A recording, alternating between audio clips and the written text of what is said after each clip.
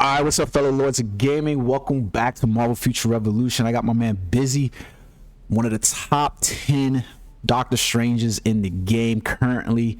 I wanted to do this video. I've been like playing around with my Mystic Arts damage build because I really feel like that's the class build to essentially play Doctor Strange as, but I really wanted Bizzy's input on it because other than him and Yags, it's been like looking at people in the top 10, you can literally see the difference between Doctor Strange's build, especially like sometimes I'm playing with Bizzy and I can see the damage output that he's doing versus the damage output that I'm putting, and it's crazy because we're not that far off in terms of total attack power. We're like about 100,000 power different, but that stat makes a difference. So we're gonna jump in. Bizzy, you want to introduce yourself?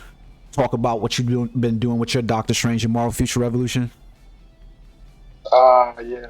I like to compete, so I wanted to. PvP was the most competitive at one point before Invasion, so that's what I was building towards. And now that Invasion came out, I actually have the PvE content to compete at. Too bad for us that Doctor Strange isn't that great. Yeah, it's weird. So like Bizzy said, like it's the weird thing about Doctor Strange for me is like you really have to concentrate him on one thing or the other. There's no I'm gonna go back and forth with Doctor Strange because a lot of his shit simply demands that you invest in stats. I want to pull up Bizzy stats and compare them to mine. This is the first time I'm actually getting a look at his stats, which is, I appreciate you sending that over, Bizzy. Like it's cool as shit. But the really cool part about being able to look at his stats versus compared to mine is you're going to be able to see some interesting things here, especially with regard to what I was talking about in terms of like skill cooldown and stamina recovery, which I hate to ask you this, Bizzy, but like, so I see your stamina recovery is sitting at like 175% now. Are you feeling like you're actually recovering stamina in this game? Yeah, I don't have any problem with stamina. It's the cooldown. It's the So cool. See, we have somebody in our alliance with Doctor Strange. He's not too far off of us. Trash. yeah, I play with him frequently, and I'm always being. I'm like, yo, he's a little bit step below me, and he out DPSs me. I think he has more cooldown than I do. So really, and a lot of especially PVE modes, I'm just sitting there. I'm keeping up the par with other people, but after a rotation or two, then I'm just sitting there waiting for my cooldowns to come back. that's see it's funny because my stats are literally sat around about so my stamina recovery is about 150 right now. I can get that up to about 160. Now the problem I'm having, because I'm not having any problem with cooldown, like my cooldown percentage right now is about 65%. I can get that up to 70%. But I'm typically noticing with my skill rotation, I'm having a problem with skill uptime, even being able to cast skills. So I'm having a problem still with stamina recovery. And being that you're at 175, that brings into my question, because like, I found that when I was using defense pierce, for instance, and I started increasing that, using that soul enhance to increase that defense pierce to just hit over 50%, that it was kind of helping me out a little bit, because at that point I was feeling like the damage numbers were hitting up. And so I'm wondering about soft caps and hard caps and how you finding like those with inside the skills themselves, like in terms of stats. Do you feel like that 175 changed the way you were playing your stamina rotation for your skills, or did you feel like it was still lower than that even? No, the stamina rotation was fine. But see, my PvE build. I watched a lot of your videos. My PvE build is not completed, so and I didn't send you over those stats because I actually have all my PvE cards on another character. Mm-hmm. But like my defensive pairs is it up to where it is in PvP, because I got a lot of PvP defensive pairs through my cards. So I don't have those rolled onto my PvE cards. All I have is super villain there. So yeah. So it's hard to compare those type of stats, and my stamina rotation is, because in a PvP fight, you're not that your fight is not prolonged. It's like 2 seconds and you're done, and then you could cool Yeah. down. Even in Omega War, like I killed 2-3 people, and then I'm circling around letting it cool down or whatever. So it's a little bit of a different fight. Um, so I can't really compare those because I don't have my defensive pairs up. My crit damage, crit rate is not really up there in my PvE build. I'm working on that, but I don't see any different rotation. To answer your questions and shorten it, I don't see a difference in my rotation with PvE. Like I said, it's really just the cooldowns that's killing me. So you still feel like you're like, even with your stamina recovery being so high, you still like, that's essentially where I'm at. I get to about, like you said, I basically get to about the second rotation of skills, and right in between that second rotation, like if I hit Soul Enhance, go into Rings of Ragador, and then immediately go into either Gateway Launch or even just switch it up to go to Tau Mandalas or Vishanti Assault, I can do that for about a skill, maybe 2 skill rotations, but then after that, I'm like pressed against the wall because it's almost like you said, like I gotta back off from the fight. Whether this is PvE or not, I gotta back off from the fight, wait for everything to kind of reset, and then re-engage. Right. Let me ask you something. You don't feel like you're losing ground when you're like using your defensive pairs? So that's the really bad part, like too, is because like if I cast that defense pierce, I feel like I've literally helped out other players more about it. Kind of like you're not attacking. Like if you're using a skill that's not attacking, then you're losing ground, right? Right. Because no one else needs to do that in Yeah. order to boost their. Like no other character needs to do that in order to boost themselves up. Yeah. They have something. And innately, and you know, like the skill itself, like I'm losing ground in the time that it casts that, and it's like a 2-3 second cast because I've noticed I'm trying to do a video to show the animations in full, but it takes so much time to try to catch that shit in slow motion, so that way you can see, like, you know, when skills end and when they begin and when buffs actually apply. And one of the things I noticed with Soul Enhance is that you're stuck in the animation for probably about 3 seconds before you actually see the little red vines that actually push out to go to other characters. And the problem that I'm noticing the most in there is like you said, during the time that I'm casting that skill, I'm losing ground. And the worst part about it is that players who don't have defensive pairs and are benefiting from the buff are gaining ground. So it's like anything I cast, I'm essentially helping them by casting the skill get ahead of me, because I'm losing 5-10 seconds. Like I notice it a lot when we're inside Dark Zone with the Alliance, and I'll be like looking at, you know, because I can see the stat numbers really clear there, and I'm like looking at it and I'm like, hold on, I was at 6, I cast defense pierce, and now all of a sudden I'm at like 10. Like, well, that's the problem on losing ground as well too, because everybody else is attacking while you're buffing, and there's no real support role. Like you're not getting assists or any points for them hitting harder now all of a sudden. right. On the flip side of things though, with that defensive pairs and PvP, Yags was telling me, and I knew this, but I mean it is good that he was telling me, but this was my perspective on it. He's like, you know, in Dimension Duel, you can easily cast it when the match starts. That's true. And you know, you're not in trouble, but one, that leaves you 1 skill less. Yep. 2, what happens is that fight, it only lasts 10 seconds. That fight lasts more than 10 seconds. You're going to cast it when y'all in close quarters. And how long is that cast time? Yeah, it's not really a usable stat. I'd rather not wait for him to pop that. I'd rather use my natural, whatever my defense is naturally, I'd rather roll with that and use another damage skill. Is that why you use Astral Walk instead of Soul Enhance? Yes. Astral Walk is another dodge. I mean, that is the only thing Doctor Strange has in his kit that's like the Widow, where she disappears and you can't target her, or the spin blades of Iron Man, or Spider-Man and Captain Marvel's infinite dodge. That is the closest thing that Doctor Strange has to something that's beneficial for him. Now, if the cooldowns, we can get cooldowns boosted even, you know, further or whatever, then we would be viable in PvP. But you got your cooldowns up so high by rolling cooldown instead of PvP decrease on your cards. Mm-hmm. I was talking to Yag earlier today, and he was saying the same thing. I was like, yo, how do you maintain PvP increase and decrease at cap and have your cooldowns at cap? He's like, nah, he can't do that for people. He doesn't do that for people. So it's kind of like if they made that possible in PvP, maybe we would be good then, because that Astro Walk is kind of the Astro Walk has a really low cooldown naturally.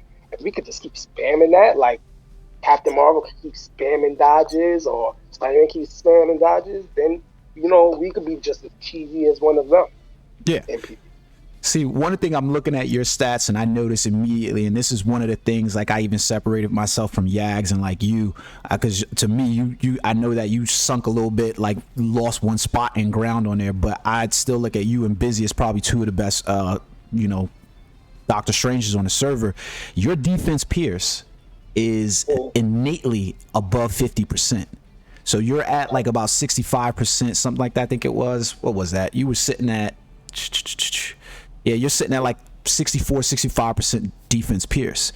Whereas I'm sitting, I'm nowhere near you, bro. Like I'm like literally at like 23% defense Pierce. Like I can't. So that becomes that interesting part where you're like looking at it and you go, I can't, like, in order to roll those defense Pierce numbers, I would have to re-roll gear a lot, because I noticed on some pieces of your gear, for instance, you've got some really good rolls for defense Pierce, and you also have some of it on your cards. Unfortunately, I didn't roll very many on my cards.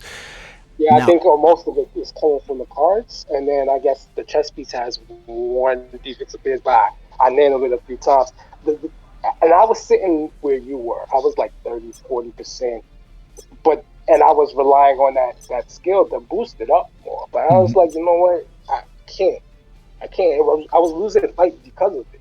Yeah. Like you notice the difference. You notice the difference in the power of your attacks when you have 60% versus 40%. So it's like pop it and give them an opening to hit me, or let me just forego it and do that. And I had in my cards before that, I had like a lot of attack cards. And once you get the in-game PvP stuff, attack is not really super important. So I rolled those attack cards out for defensive Pierce cards. Yeah, so like the other thing about that skill that I kind of noticed was, and this is the same thing with Lesson of Wisdom, maybe it's something that you haven't noticed yet with the skill, since your cooldown isn't as high. But one of the things I noticed with Defense Pierce is that when I was trying to apply Defense Pierce to other people or casting that skill, if somebody's Defense Pierce was already at max cap, it wasn't applying to them. If somebody's the same thing with Lesson of Wisdom, for instance, when I had my lesson, I completely zeroed out my build so that way I was at a max cooldown of like I was at 63.7% max cooldown, right? The highest you can go with Doctor Strange is 63.5 because you're getting that 13.5% from the max cooldown increase, and I noticed that even when I would cast my skills, I would not get the benefit of the cooldown decrease from Lesson of Wisdom. It's supposed to apply that 30%, so I was not getting it. So essentially, I'm looking at two skills inside his kit and wondering, are those dead skills at some point? Because if Defense Pierce isn't being applied to people with max Defense Pierce, and cooldown decrease isn't being applied to characters with max cooldown, are those two dead skills inside our kits? Well, the cooldown one, Lesson of Wisdom.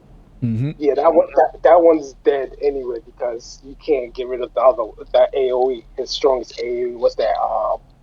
The Book of Ashanti. Yep. That's it. Yeah, you can't get rid of that. So to me, that's dead anyway. Mm-hmm.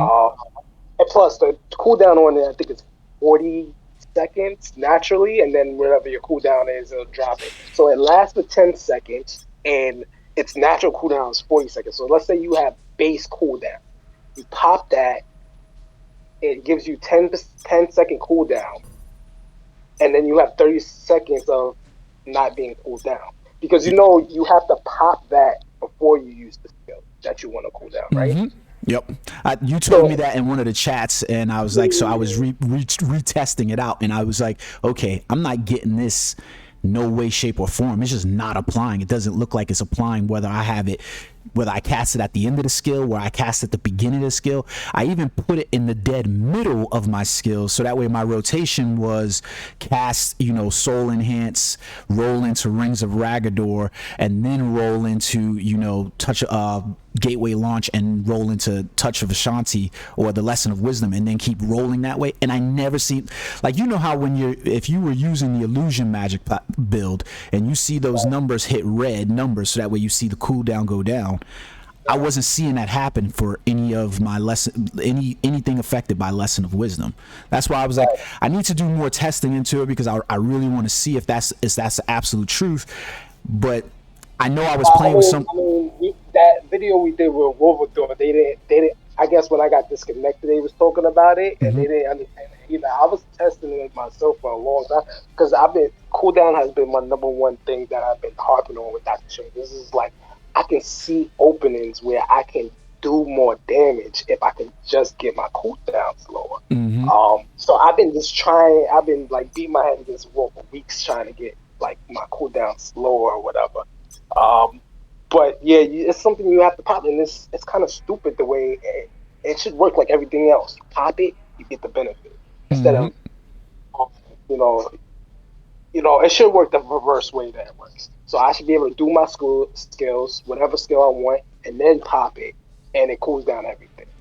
Kind of like one of his specs, the specs that use Illusion Magic, the one that you was talking about. Yeah. That's how you use it. You use all your damage dealing. Like I use that sometimes in Invasion. I use all my Mystic Heart skills, and then when I want to cool them down, I pop my Illusion Magic skills to cool it down. So, like, I know like we heard that bullshit ass live stream chilling with Danny Koo yesterday. I think I remember when that was yesterday. I was so bummed by that one, but he didn't seem like he wanted to address any about the changes that they potentially had coming for Star-Lord or coming for Doctor Strange, which I think interests most people. One of the things that I was talking about on the stream with a couple of people in my community was, what changes do you really feel are needed for the character overall in order to help?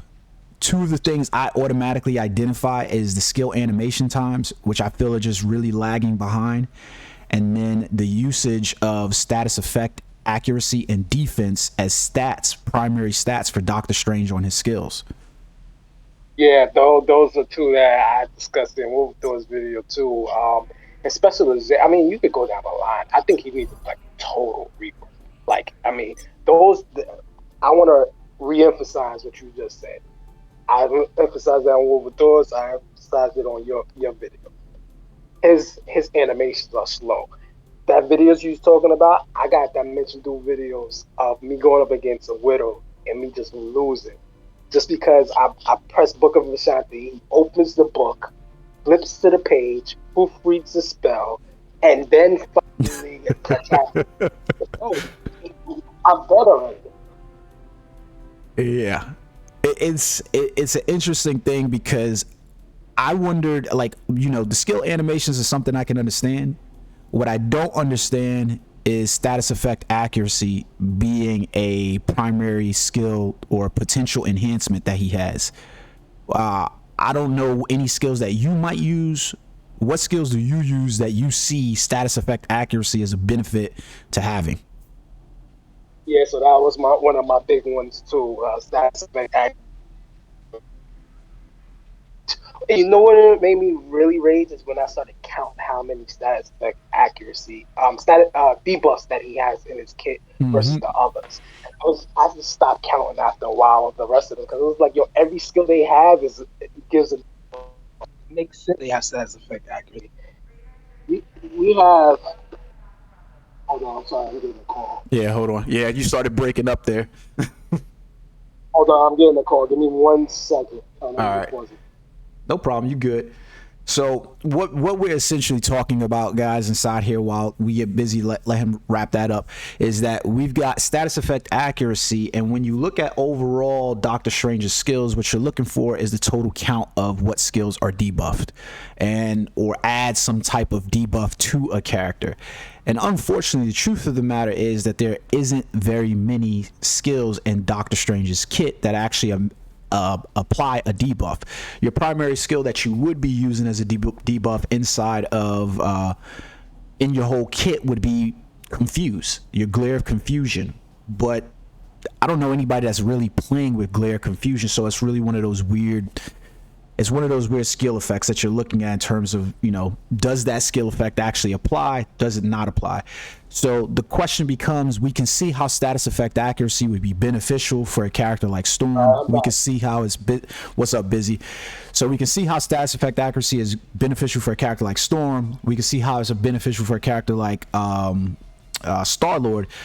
But like you were saying, Bizzy, are you really finding any skills? Like, I brought up the one skill that I could see, which was Glare Confusion, but are you even using that skill in any of your rotations? Oh, which one is that? The Glare of Confusion, the one that casts Confusion.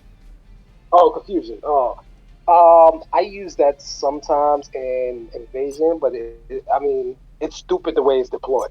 I 100% agree with you. I listened to your video when you was talking about his status effect. Listen, the Confusion should shoot out like Mordok. Why are you laying it at a floor? It makes it absolutely useless in PvP because you have to be stupid to walk over it. You can see a green circle, you're gonna walk around it. He also has the mirror dimension, which drops shards out of the sky. But again, it's in a small radius. You have to be stupid to walk underneath it, and it gives you bleeds. He has snare, which only works when your guard broken.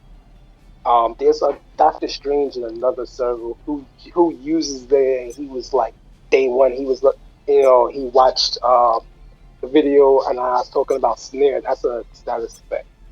But he was like trying to be gun ho about it.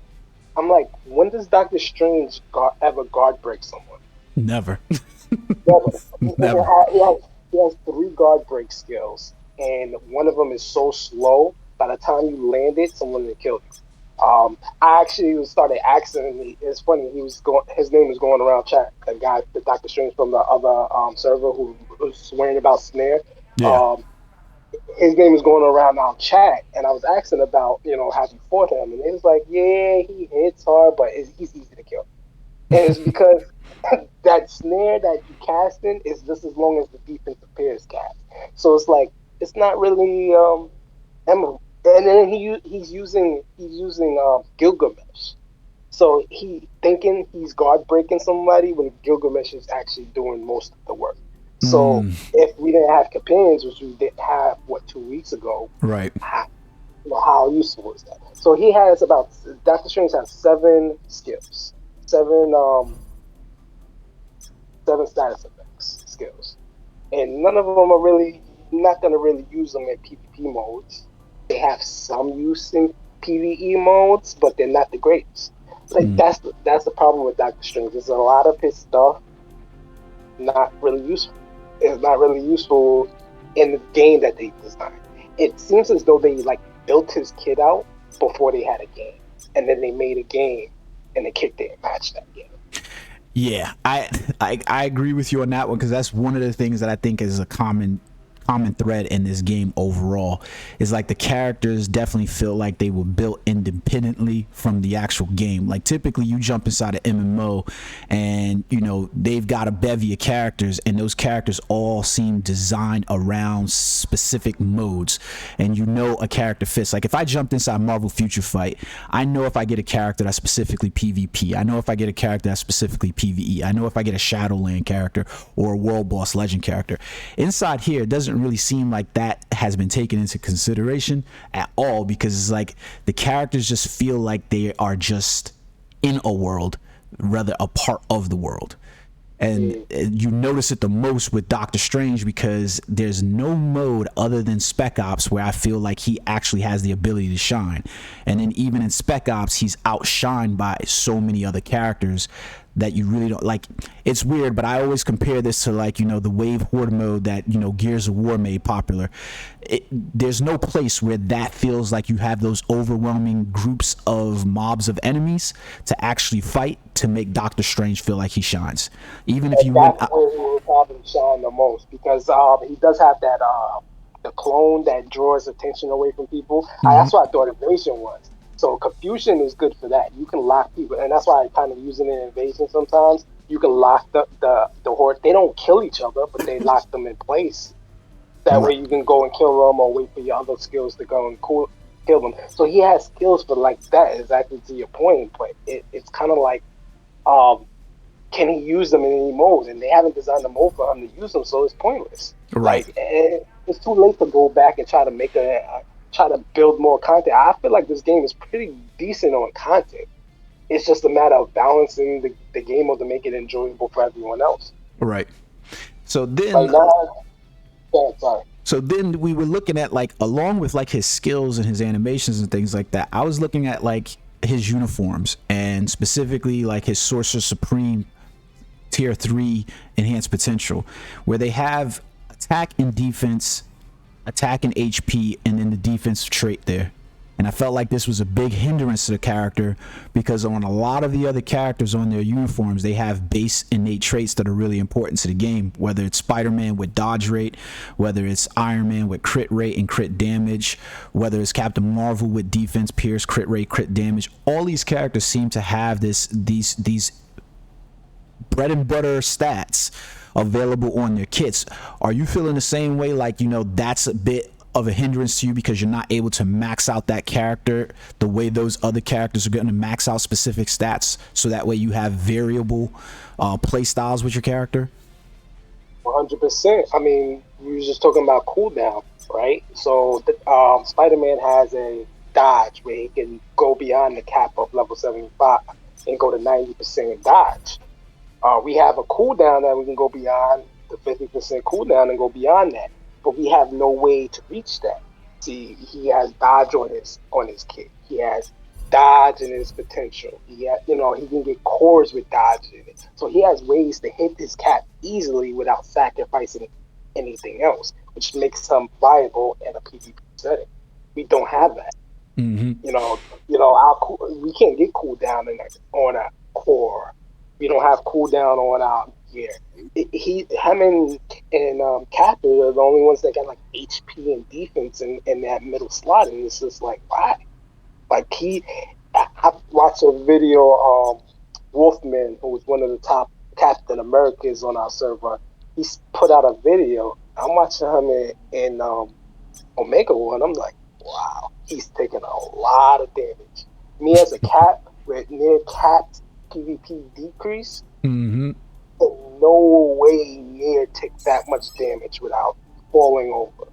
So why are y'all categorizing this character in Hit and Captain America shoes? He's not that. He's more like the rest of the characters that y'all built. So he should have those type of stats. See, HP and defense is not doing it. Like, these guys can make builds that they don't have to worry about capping extra 11% of crit rate, because they're going to get it on their gear. Mm-hmm. They don't have to worry about defensive pairs, capping defensive pairs. They can leave it 11% short because they get it on their gear. We don't have any stat like that, and that's definitely an hindrance to us too.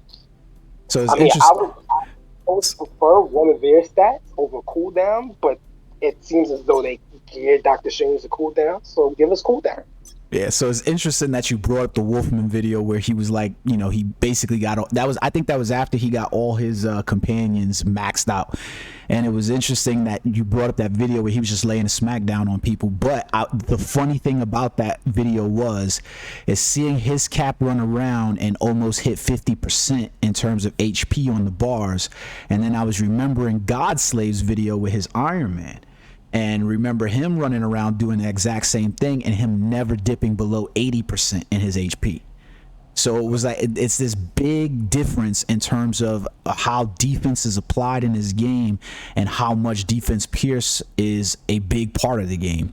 So it was one of the reasons why I thought, in my opinion, that what they should do essentially is go back to his uniforms, and any place where it's HP or defense on his uniforms, replace that with, like you said, cooldown, defense pierce, or crit rate, so that way you bring him at least in line where we could easily hit some of these same stats that other people. Because the way I look at it is, if you're a player, a top end Doctor Strange, and you've got 64% defense pierce on your character, and you don't have that innately on any of your stats, then how many other players playing Captain Marvel, Storm, or any of these other characters are probably higher in terms of their defense pierce, or capped out on defense pierce? We can never match up with those players. You know what I'm saying? Yeah, never match up. Never match up. A lot of the skills too also doesn't instantaneously do the damage that other characters. Like, I don't know if that's part of the skill animation complaint we're talking about, but even as Mystic Arts, you notice like it's sustained damage. It's not instantaneous. And in attacks, it's just like you get that over time as the animation goes on, which is a hindrance to his DPS as well. Like, why can't we get that instantaneously? So that's like there's no point of having sustained damage. That's interesting that you brought that up, because that's the next topic that I want to roll into specifically. Okay, so I'll segue in your own video. Yeah. No, you good, bro. So like I remember when Halfson did his video, his Damage Lab series, on all the characters to try to test out their their total number of skills, or the skills that had the most amount of damage. And then I looked at Doctor Strange for skills that could be used, and I felt like there was a difference between skills that had high damage potentials, especially in a one-on-one setting, versus skills that could actually be used in gameplay and weren't limited by anything.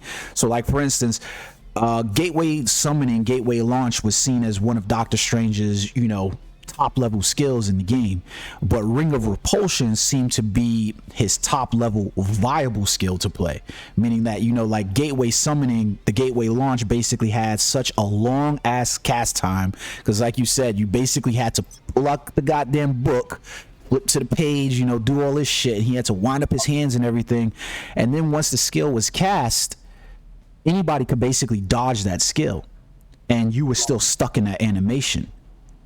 So like, how do you feel about some of the skills? We can go down the list on some of the skills that I was specifically targeting for that, but how did you feel about the skills overall in terms of not only their animation but their actual viability in the game, in places that you could actually use it where you weren't threatened? Like Iron Man, for instance, you have his skill combo where he's just iframe throughout the whole entire thing. We don't have that, you know what I mean? So like, how do you feel about those?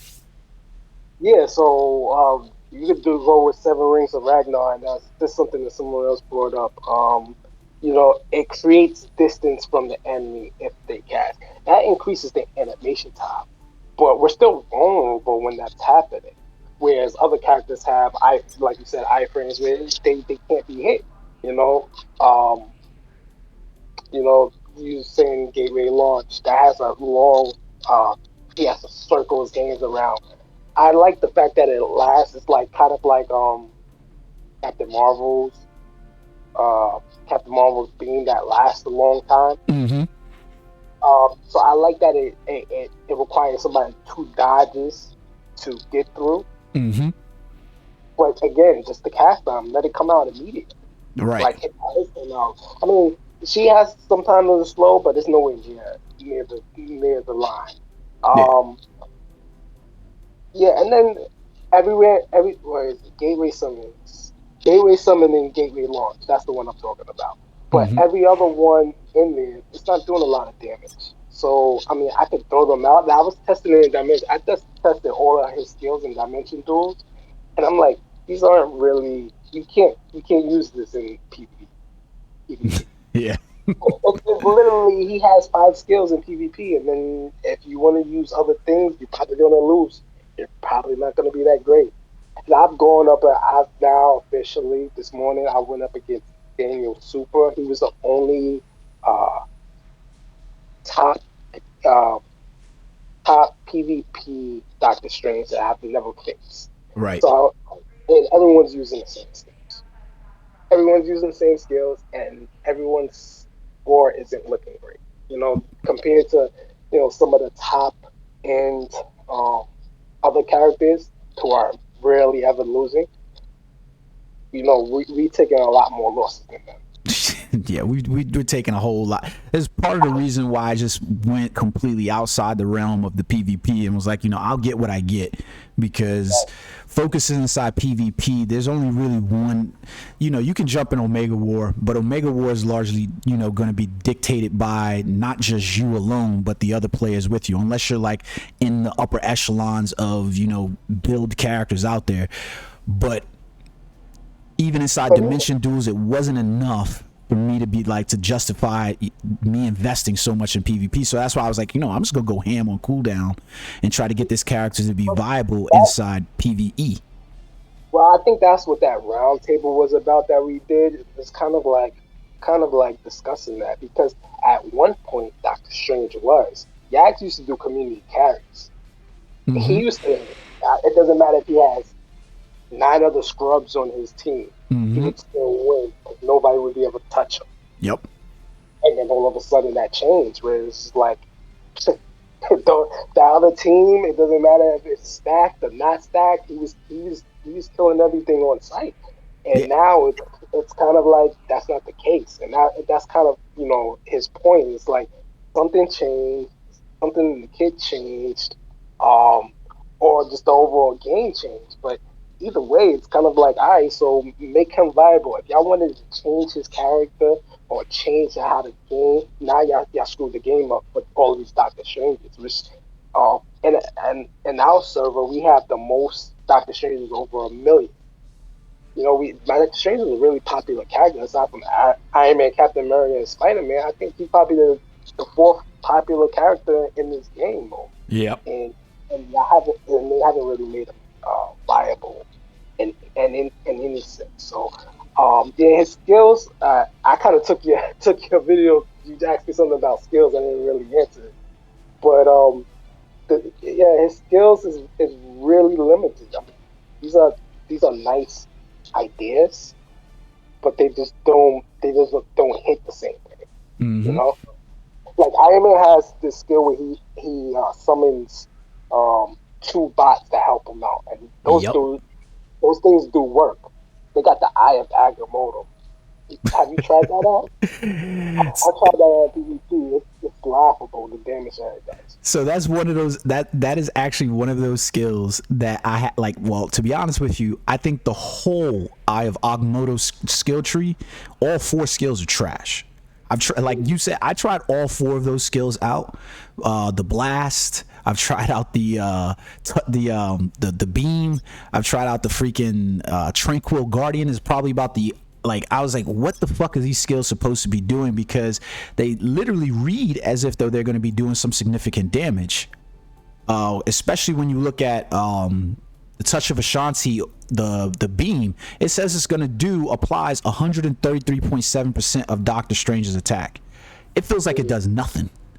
Like, when I look at the bar, when that skill is actually activated, it looks like it maybe like tickles the target. Like, I don't see any damage done in PvP. I don't see any damage done in PvE.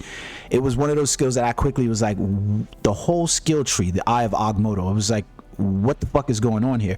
Which made it even worse because we actually have uniforms based around a +6 amplifier to the Eye of Agamotto skill tree, which makes no sense. Well, that's the other problem. I hear, I'm on voice chat all the time with these guys, and they talk about builds. What builds should I use? The builds should I use? And I'm just like, builds? You guys are really going hard. There's only one build. There's only one build we can do. Like, I don't know what y'all talking about. I don't know why this game is so complicated for you guys. But then I started asking and realizing, oh shit, they may have one build that's terrible, but the rest of their kit is great. They have options to play with. If they don't get this, they can go with that.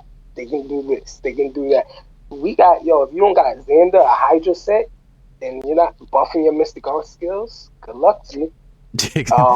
The Yep. rest of the stuff, and it's the same thing with their spec tree, because our spec tree has potential, but the other, so that's the we didn't touch on. I don't know if we was gonna get there, but we have specs that are like, damn, this is good, but it's on the wrong skill class because that skill class is trash. They Yep. have guard break for extra guard break damage for illusion magic. Well, illusion magic damage. Illusion magic is summoning clones.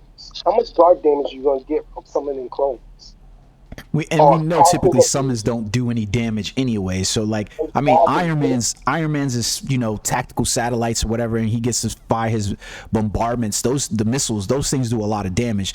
Our summons, which I felt like that was a big miss for them overall in terms of the Doctor Strange, because I don't think there was a more iconic moment in the MCU or even in comics where he does the illusions of Icon, and you basically omit those skills from him being able to do that inside this game, because all of those skills are listed of these, like, they're just terrible. Like, they're all listed underneath the astral walk, and you're like, yeah, there goes illusions of Icon, but they don't do anything. They almost operate the same way as like the Eye of Agamotto skills does, where they have these, you know, percent amplifiers, but those percent amplifiers never seem like they happen. They don't do any damage. Yeah, exactly. Those amplifiers don't do anything. Even the one that's supposed to draw people's attention, it works on PvE, I guess, pretty well, but in PvP, just dive right around there. If your camera's not facing the it's supposed to provoke, kind of like Cap when he Yep. screams, you gotta hit him. That's Yep. what it's supposed to do. That's one of his debuffs. But I just mentioned those people would just go right around and hit me. Yeah, and it has such a long ass cooldown time. On the skill you're talking about is illusionist, and it has, like, the problem that I found with that skill is like you said, the illusions are supposed to last for 15 seconds. That's it. So they feel like the companions in that regard, but then it has a really high fucking cooldown time. It's literally like 40.40 freaking seconds for a cooldown on it. Like, so even at max, I'm literally looking at a 20-second cooldown. Well, like, dude, how many other characters are seeing this kind of, you know, these kind of freaking numbers on their character? Like, this is, the stamina costs are really high, the cooldown costs are really high, and you're trying to find ways to mitigate those. Meanwhile, stamina recovery doesn't seem like it really helping it out, nor does you know, your cooldown decrease. They, like I told you, my cooldown, I can get it pretty goddamn high and even still have the Will of Destroy equipped and still be near 50%, and I'm still not finding that the cooldown is necessarily being helped, because why are we as a class being asked to mitigate two things? You know, we're being asked to mitigate the cooldown and the stamina while not being able to innately boost either. It doesn't make Right. sense to me. It's crazy because nobody else has to do that. I was playing the Iron Man today. I'm pretty sure he has the max cooldown. I actually asked somebody what's the cooldown on your spin blades. You know, Hmm. one of the most popular, hard hitting attacks Iron Man has. He's like 15 seconds. Like shit, what? And yo, Yeah. what's your cooldown? So it was obvious when I was fighting this Iron Man today. He was spin blade, guided missiles, another attack. Yep. Spin blade, guided missiles. And I was like, wow, you getting your skills that fast? You don't even need the other two skills. Hmm. You play with three skills. That's an amazing thing. And it's just like, yeah, only Doctor Strange in the direction of cooldown, but all these other characters have way more cooldown. So the other thing in the spec tree that's kind of redundant, it's actually redundant, which is really good, and I wish it was more useful. I actually made this suggestion: is this time manipulation, the resonance? No, Hmm. that's not it. Time manipulation, the reverberation. There Oh, you go. okay. Yeah, yeah. You're And the talking about force the one field, for the three illusion magic classes equipped. right? And then you got the time manipulation force field. Yep. They both are decreasing cooldowns. Hmm. Great. But why are they both tied to illusion magic? Yep. Why, I felt the same way. why isn't one of them generic? One of them should be just generic throughout all three classes, because all three classes have high cooldown. There's not a skill that Doctor Strange doesn't have high cooldowns. Hmm. So why are you tying both to illusion magic? Now you're forcing me to use either three illusion magic skills to get the cooldown, or just one, and that's gonna have to cool down the rest of the skills that I really want to use. It's kind of like they don't want you to play with this build at all. It's like, damn, I really want to play with this build. I want to, see if this works. I want to mix and match low cooldown, whatever the lowest cooldown skills are, with some of the Mystic Art skills to see if like I can get a. But you can't do that because they handcuff everything into one or the other. Yep. I essentially that's what I like when I was doing the build videos for Doctor Strange, and I was legitimately trying to play around with, okay, like how can you make these skills work? And essentially the way they all play, because even if you go down to his other skill, like the white magic, Wind of Truth, and his other Touch of Ashanti one, the white magic Spirit of Light, it's another one of those pain points because it's literally all tied to making you play as one class, one spec. So it was literally, yeah, I'm creating a Touch of Ashanti build, or I'm creating Illusion Magic class build, or I'm making Mystic Arts build, but in order to play the Mystic Arts build, you're basically telling me I have to, because his damage is so low, I have to choose, no matter what, I have to choose dark magic inside all the 3 of the dark magic classes inside the spec. You don't get a real choice about mixing them up. Like at one point I was using Circular Shackles, and along with I was using Circular Shackles along with Force Field to try to reduce the cooldown times for the other skills from there. But then, like you said, because I'm using that, now I'm taking a punishment because I'm not able to use Hogarth's Blessing, for instance, in order to mitigate the damage that I'm receiving. Or I'm not able to use Waves of Despair in order to increase the max cooldown. Now, to be perfectly honest, from what I'm finding, using Waves of Despair, regardless of whether you're at 50% cooldown, whether you're at 75% cooldown, whether you're at 40, just doesn't seem like it matters. Having 50% cooldown is nice, but it doesn't really affect that you're still limited by the stamina that you're basically going to have those 2 rotations. Whereas, like you said, you look at like a character like Iron Man, and his primary skill that everybody's using, Spin Blade, has an iframe on it, so it keeps him safe. Not to mention it only has a 15-second cooldown. It has some really good damage on it. So if they get their cooldown up to even just 25%, they've brought that effectively down to a 10 to 12 second cooldown time, so they can continually just rotate through those skills. We don't have the ability to do any of those on any skills at all. And the truth of the matter is, I feel like we only really have one combo system inside of our entire kit. We're either using Astral Walk or Soul Enhance as an opener to lead into Rings of Ragador or Gateway Launch, and that's it. Is that what you're finding as well? That's it. And that's only effective. We getting back to like PvE versus PvP. PvP, that's only effective on, out of the 4 top characters, it's only effective on Iron Man. Yep. The other 3 their skills come out so fast that you struggle to find that opening to hit them. Captain America, Doctor Strange literally has to eat someone's attack in order to get a hitting. Yep. Because his skills just come out so slow. It doesn't even matter. The fastest attack will come out super slow. I think I've told this story about 3-4 times now over voice. I was playing Invasion 1, level 1, you one hit and they're done. So Crow comes out at the end, and I'm playing with one other Captain America. I go to use my fastest skill. Let me tell you what it is. Fastest deploy time skill. 7 Rings of Ragnar, it's the last one, so Magic Explosion. So I like to use that in PvE because it knocks people down and it chains to other people. So that's one of the fastest cast times. Cap beats me to the punch and gets the high score. That's how slow he is. Yep. That is true. It's really true. It's a sad point to look at the character, because I like going back to something you said earlier in terms of like talking about Yags carrying people inside Omega War. I really feel like when they did that update change, so it's something that I pointed out in the beginning, like and I'll keep saying it till people's ears bleed. If you compare Marvel Future Fight to Marvel Future Revolution, this game is just an upgraded Marvel Future Fight. Most of the stats are the same. So the moment I saw Defense Pierce in there, I was like, defense is going to be shit overall.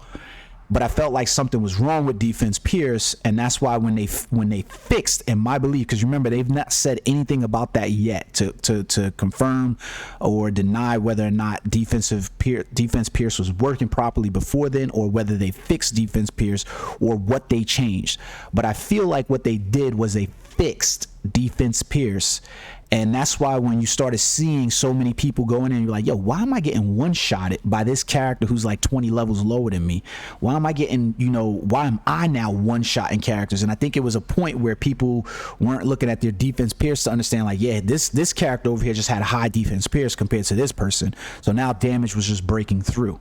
Because we had that defense Pierce stat inside the game for a while now, inside Marvel Future Fight, and it literally changed the landscape of the game. Your character was able to hit defense Pierce, and you basically just went straight through defense like it didn't even exist.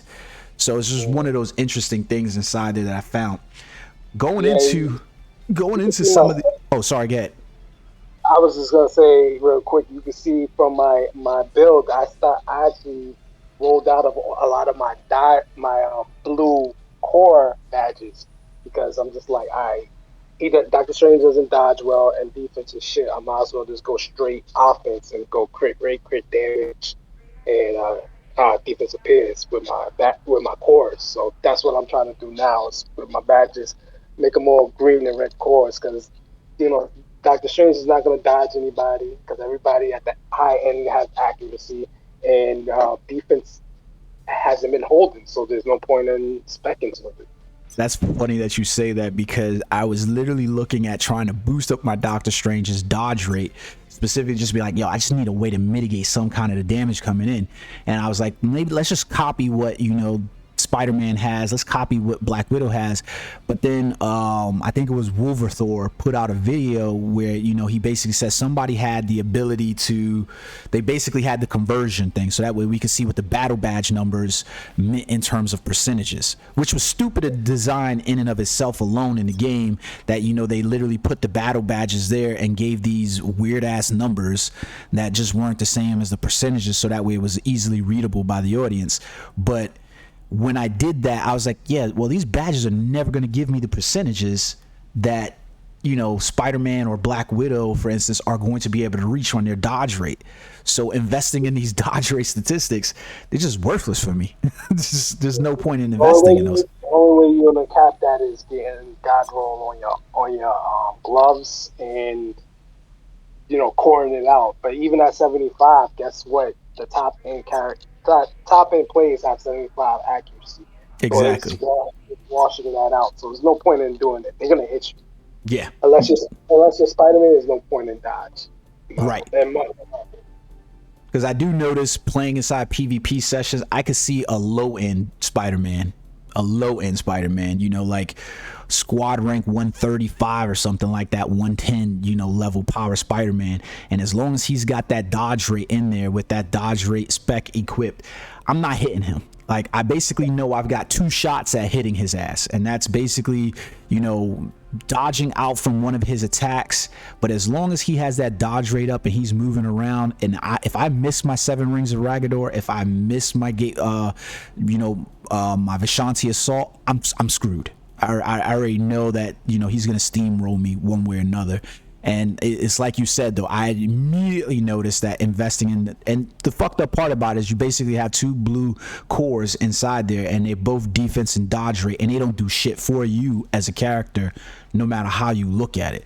So it's I'm not even at cap. I'm at 68% accuracy, and I can hit the top rated Spider-Mans. That's not in our alliance, obviously, but the top rated Spider-Man's in our server, I can hit them even with them at max dodge. So I'm just not gonna do anything, and they're at 90% max dodge, not 75%. So I'm just not gonna do anything. So then, so basically, I was breaking down some of the skills. Let's jump back to the skills real quick, because I was basically trying to look at overall, how could we improve the characters basically inside some of the skills? Two of the skills that I felt that got nerfed really badly was Doctor Strange's ultimate skill, Soul Sunderer, and then his Circular Shackles. They reduced the radius on both of these skills and also reduced the amount of damage that was being put out on those skills. Are those skills that you feel like they should be returned back to their pre-nerf status? Absolutely. Circular Shackle would be a PvE beast. If they put that back to where it was, it should be, because how you gonna nerf him and then all of a sudden he's not the greatest character. I don't know what they saw that said that he needs a nerf. His ultimate, I would go a step further. I made this argument multiple times. I'll make it again. So you look at Captain America and Captain Marvel. When they hit the ult button, they automatically are invulnerable. You can't kill them. Yep. The other characters, when they hit their ult, they immediately are doing damage. Every single one of them immediately doing damage. Doctor Strange doesn't do damage, by the way. Nope. He doesn't do damage like Captain America, and Captain Marvel does do damage. The animation has to finish in order for him to do damage. So what if I get killed in the middle of my animation? Or better yet, I don't even get killed. I get guard broken in the middle of my animation. Yep. What happened to those people that got caught in my ultimate? They get away scot-free, and I lose my ultimate. Yep. I mean, so I'll take it one step further. You could be invulnerable, just like the other two. I agree with you on that one. I 100% agree. Like Soul Sunderer is, I don't even think it's limited to Soul Sunderer. I think that there's a number of other skills that he has in his kit where he should probably have iframes, and I think the game lacks from its ability to have other status effects that they could apply. Like for instance, I was looking at what's his gateway summoning gate of edge. You know, the one where he summons the five what is it, like the portals on each side of him. And I was like, that skill basically suffers from the same exact thing as his ultimate does, is that you as your opponent can escape that skill, and it creates a place like the same way, like you said, Mirror of Dimension and the other one with the green shit, the confusion. It basically sets a place for which that character can almost see where they are. Even if you cast it on the character in that spot, they can evade it because there's no skill being applied to the character. There's no like status effect being applied. And what I mean by that is like paralysis, stun, the snare or something like that being applied on top to keep a character so that way they take the damage, because it goes back to, like you said, a lot of our skills, they give these numbers where they say like 2,000%, 1,600%, but that's sustained damage over time. That's not actually the damage being output. So like and you don't have no way to keep them in that damage number. I get what you're saying, and that's the idea I didn't even think about. Like that would make that skill very viable. Like you wouldn't use that over gateway launch, right? Because that one is easy to escape. It's like, all right, I cast it in this area and hope that they stay there. No, I'd rather shoot something directly at somebody, so I'm gonna use gateway launch.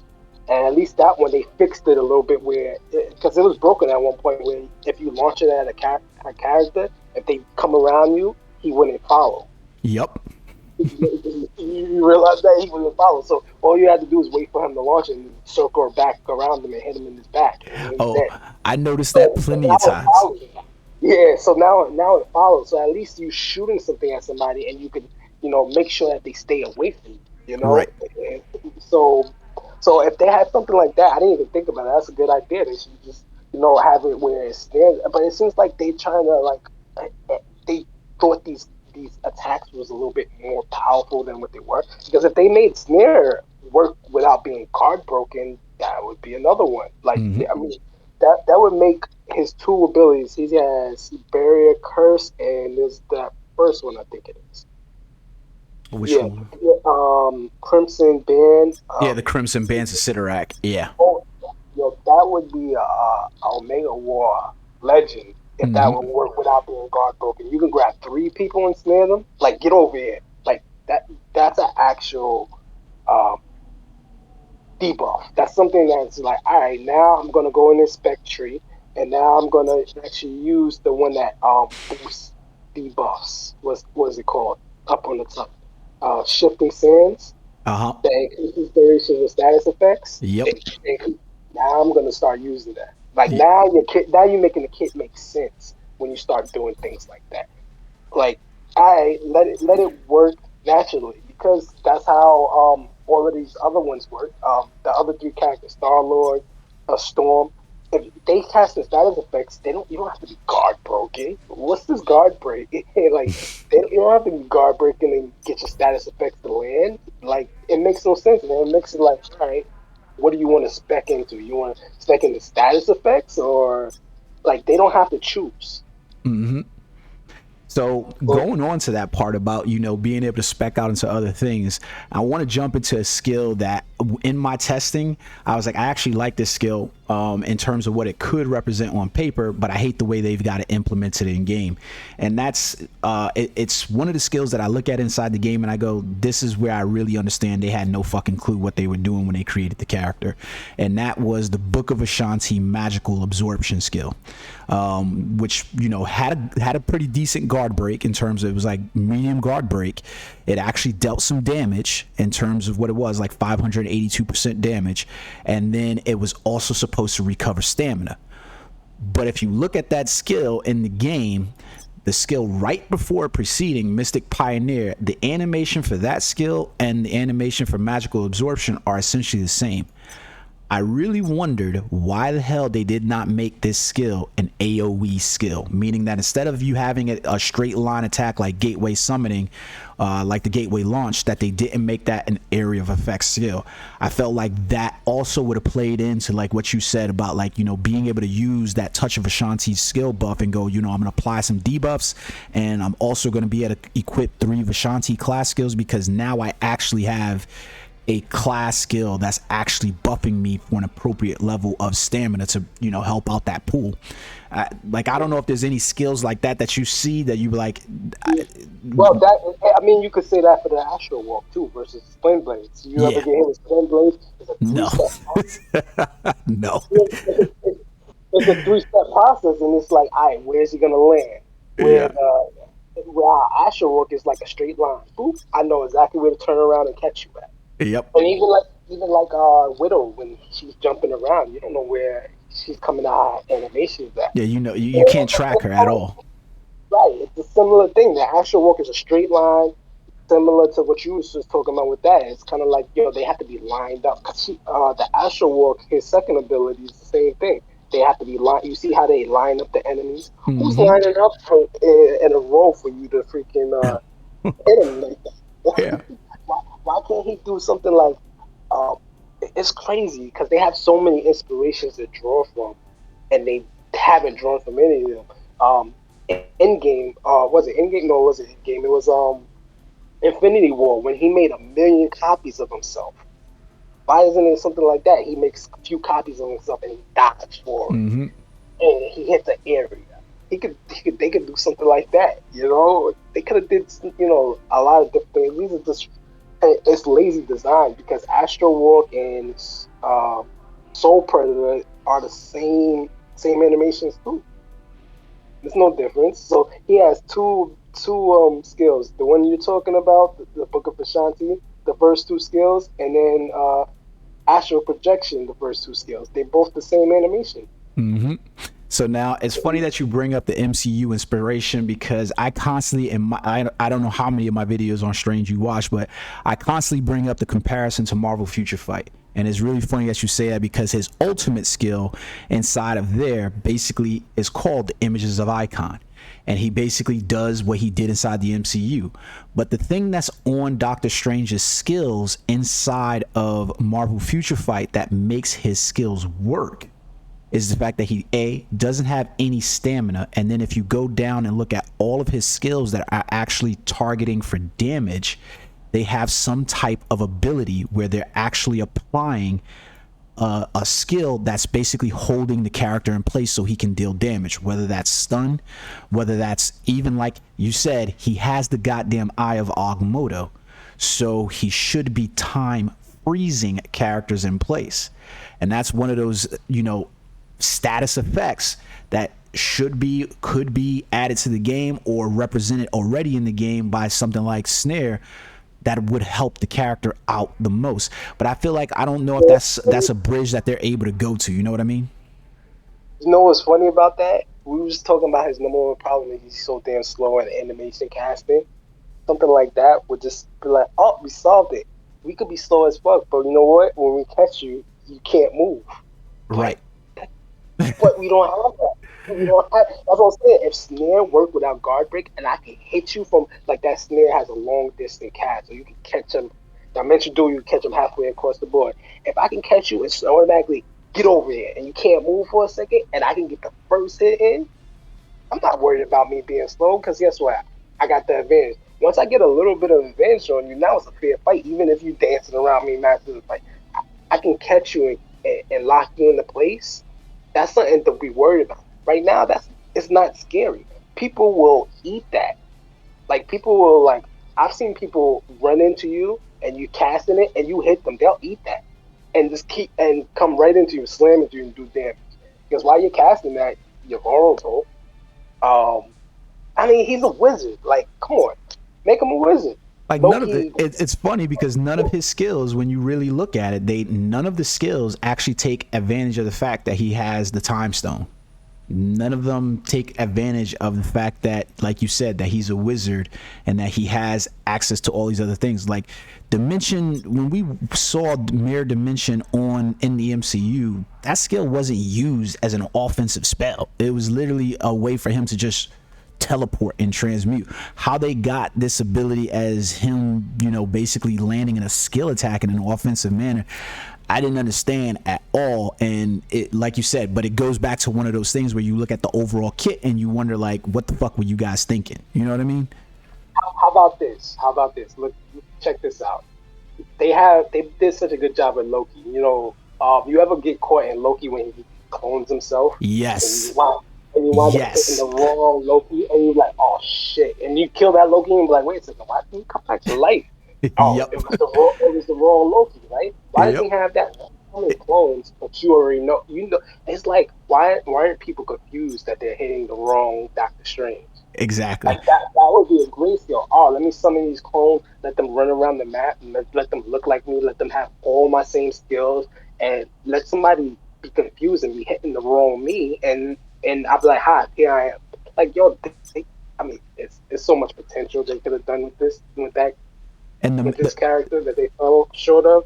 The really messed up part when you talk about specifically a skill like that is that you notice that when you play Spider-Man, when you play Black Widow, and even like you said, when you're in the story missions where you're playing like Crow or you're playing like Loki, and those skill effects happen, your targeting is removed. So like if you have the targeting on inside those skills and Black Widow goes invisible or Spider-Man gets the dodge on you, your targeting is lost and you have to retarget that character. When you're in Doctor Strange, and as far as I can tell anyways from testing out the illusions of Icon, the targeting isn't lost. It still stays tracking on the exact Doctor Strange that he's supposed to be attacking. Which, like you said, it's a limitation to the skills or the abilities that they put in there. It's like you said, it comes down to the thing, like, did they really understand the kit and how much are they willing to go in order to improve the kit? I don't know. Right, yeah, I feel like at this point, I don't want to feel like this because I like the game. The game is fun to me. But I feel like sometimes I'm asking for a lot, and I'll be like, should I ask for this?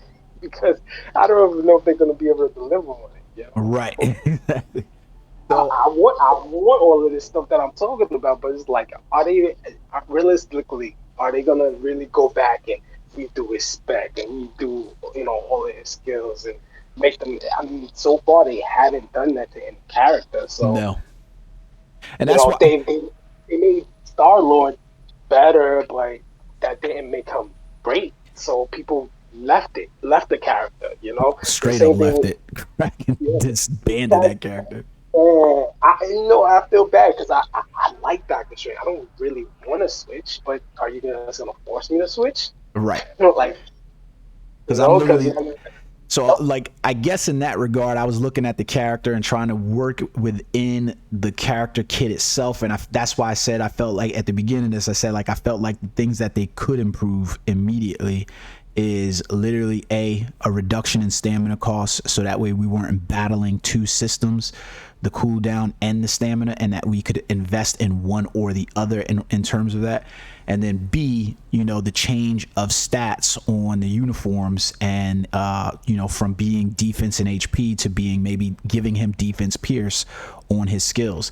I don't know if they want to hold off from defense pierce, because I get that the way the character is essentially supposed to be played is the same way he's played inside Marvel Future Fight, where you just run through the skills at length, and you just keep running and whittle down opponents. But it's just not playing that way currently inside the game, because like you said, you get through about 2 rotations, then it's pull back, wait 5 to 10 seconds, and then you re-engage for another 2 rotations, pull back. But all of that time away from target literally means that I'm just out eclipsed every single time I'm in any one of those modes. Like, it's really, really bad. So I wanted to get your thoughts, because you like to dovetail into the end of the conversation. With the release of Magic coming out, she's basically looking like she's going to be another Magic type class. You know, no pun intended there. And with the direction that Doctor Strange is going right now, do you see yourself sticking around with the Doctor Strange character, or do you see yourself maybe shifting in regards to that? I was joking around in chat saying maybe they're gonna make her support too. But they're gonna make her support too. But you know what I'm gonna do? I'm gonna hold off. I am saving resources. The idea is I don't want to change, but the idea is if that's to happen, I'm probably gonna go that.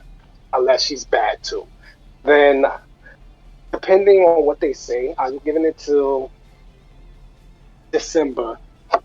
You know, mid to December. I'll give it to mid-December. If she's bad too, if she's not the right move, and I haven't heard anything about Doctor Strange, I'm preparing to switch to Captain Marvel. So you're gonna switch to Captain Marvel if they don't do anything major? If I don't hear anything with Doctor Strange, mid-December, I'll probably switch. I don't want to. I don't want to be a bandwagon. I don't want, you know, there's people in the game that I identify, you know, you identify them as Captain Marvel, Spider-Man. I don't want to go to someone else's character. I want to be my own character. I identify as Doctor Strange. They know Bizzy's Doctor Strange. I would like to stay that way.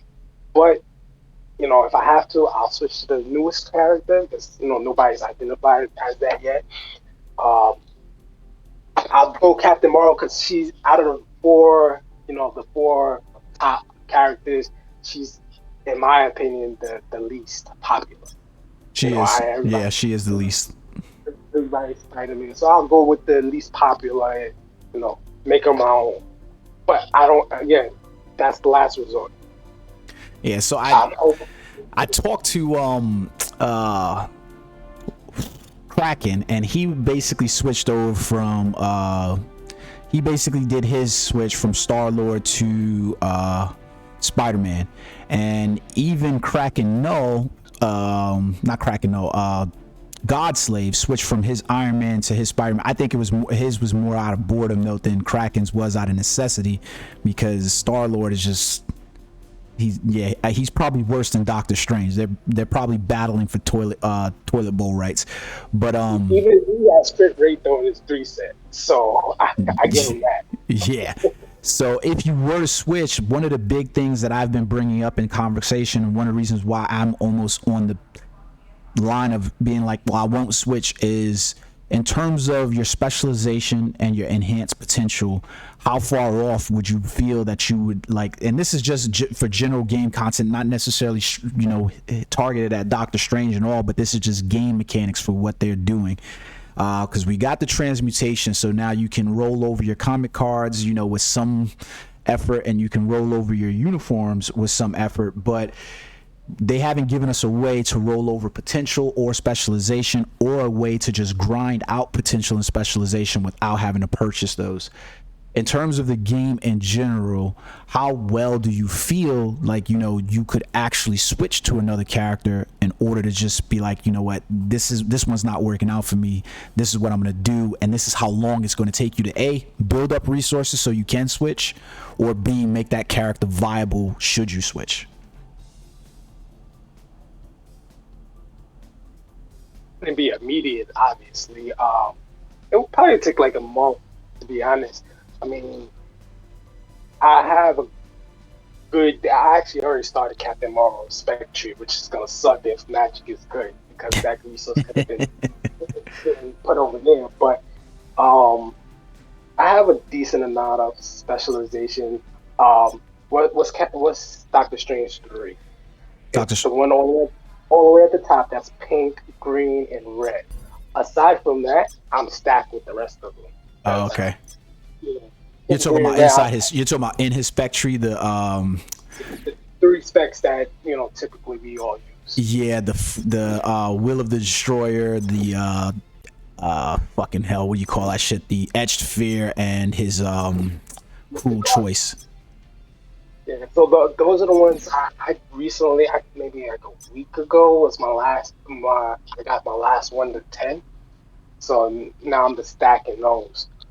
So it's gonna take a little while, but for that potential, because I've been able, I was maxed out as potential a long time ago. So I've been stacking up potential for a while. But it still would take a little while to max out. I think you need like 9,000 or something like that to max out potential. Yeah. Yeah. So, I don't even feel like you can purchase 9,000 potential reports in this campaign. You can purchase 600 a week.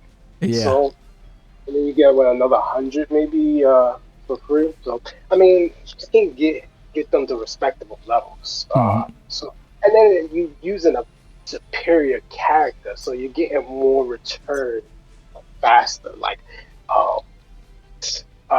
back, and I don't think he's even finished, and he's posting screenshots. He's like, "Oh, it's just night and day. I could do way more with this character." So I mean, he doesn't even. I don't think he had a Spider-Man where he had a Star-Lord at. No, it's not. It's nowhere near that. Yeah. He's already like doing way better than what he was. So I'll get there. Probably about a month, maybe 2, depending on how I feel, because I probably won't feel as good if I have to switch. So it's like, do I really want to go as hard as I did with Doctor Strange? Because I went really hard, trying to make him good. I mean, I'm at 1.4.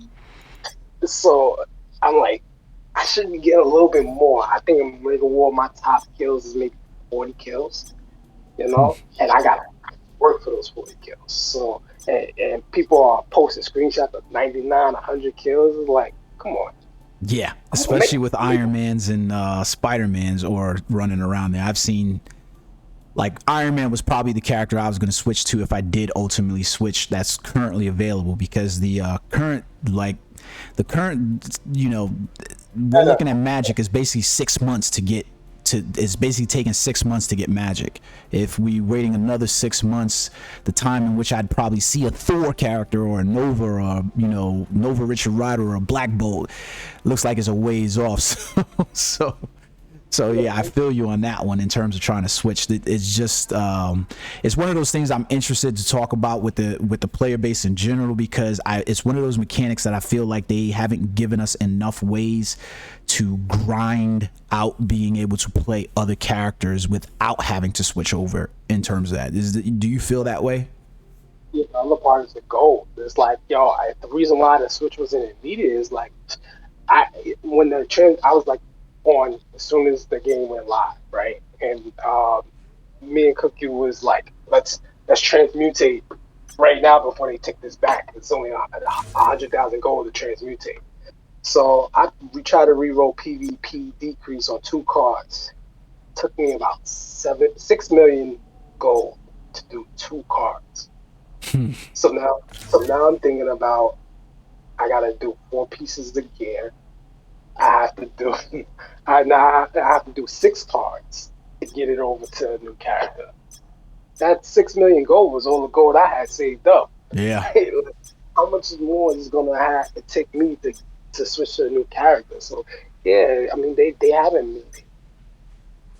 And initially they didn't even make it clear that you could switch. I kind of went into Doctor Strange thinking, all right, once I select this is it. There's no going back. So I started investing. I was like, oh, I guess I'm stuck with him. Wherever he is, he is. You know, so they didn't even make it clear that, hey, listen, try out every character, you know, first, and then choose who you want to make. Yeah. I kind of just thought, you know, all right, this is my main person. I gotta stick with him. I don't disagree with you at all there, at all. Well, I appreciate you stopping in, Bizzy, and recording this video with me. I'm definitely gonna pump this out here in the next hour or so. If there's anything that you want to add in here for any of the Doctor Strange players out there, go ahead and add it in. I mean, we covered everything, man. We've been chatting for a minute, but if anybody got any questions, hit me up. I'll test it out. That's what I've been doing recently, just testing out. There's nothing else I can do. Yeah. If you guys need, Bizzy is in the Discord servers. He's definitely there a little bit more than I am, if I'm being honest. But if you're in part of the future Half Sin channel, go over there and check him out. Drop him a line. He's been helpful for me, so I imagine he'll be helpful for you. Thank you, Bizzy, so much for being a part of this video and helping me understand your take on Doctor Strange as well. I appreciate it, man. Pretty good. All right, peace, guys.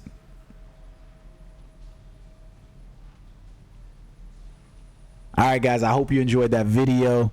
Until next time. But hey, hit that fucking subscribe button. All right, peace.